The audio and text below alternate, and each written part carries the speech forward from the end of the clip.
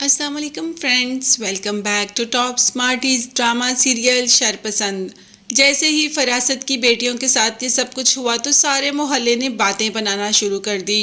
अब फरासत ने तो मोहल्ले से बाहर निकलना मतलब घर से बाहर निकलना ही बंद कर दिया। वो तो बस घर में अपने आप को बंद करके रख बैठा है। और हालांकि बीवी कहती भी है कि आप बाहर जाएं, लोगों से बातें करें, लोगों को जवाब दें। लोग आपकी बात समझते हैं, जानते हैं, वो जानते हैं हमें, हम कब से यहाँ पर हैं, वो आपकी बात पर यकीन करेंगे। आप एक दफ़ा जाकर सबसे बात तो करें।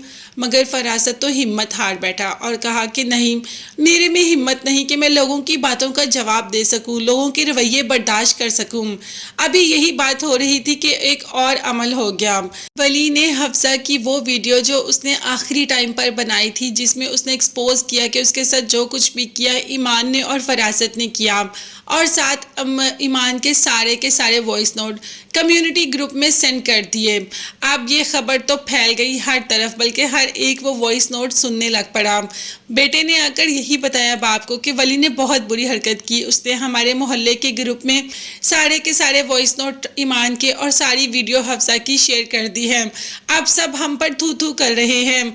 उन्हें पता चल गया कि ईमान ने क्या किया, क्यों हमाद ने ईमान को छोड़ा, और वो कह रहे हैं कि हमाद ने बहुत अच्छा किया, वली को भी मिनाहिल को छोड़ देना चाहिए। अब ये सब बर्दाश्त करना फरासत के लिए बहुत मुश्किल है।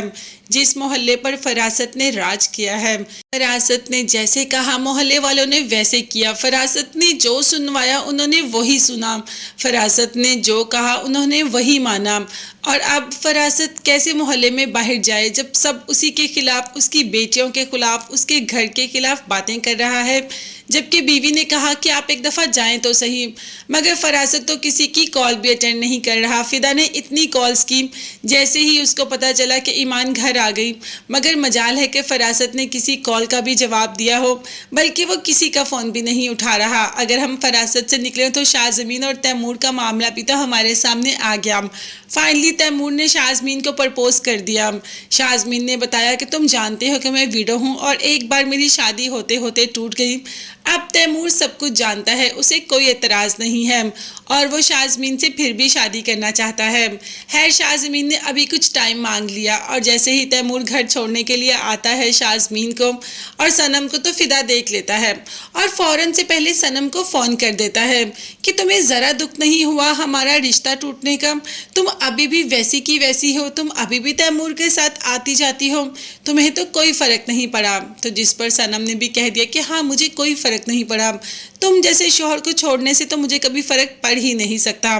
जो मेरे करैक्टर पर उंगली उठाता है उससे फ़र्क मुझे कैसे पड़ सकता है? अब देखते हैं कि फ़िदा को इस बात का एहसास कब हो गया कि उसने सनम के साथ गलत किया। तब तक के लिए सब्सक्राइब कीजिएगा। अल्लाह हाफिज़।